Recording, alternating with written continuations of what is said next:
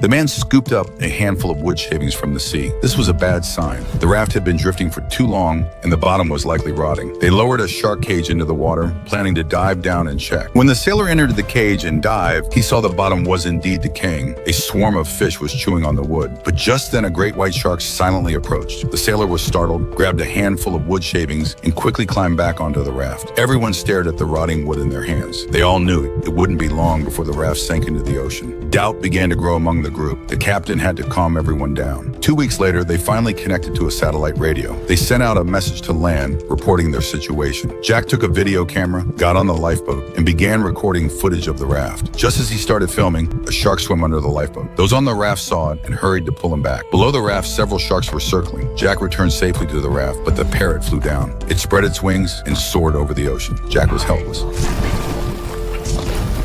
Just like that, an inland parrot died in the mouth of a shark. Jack stared at the shark that ate the parrot and followed it. Then, finding the right moment,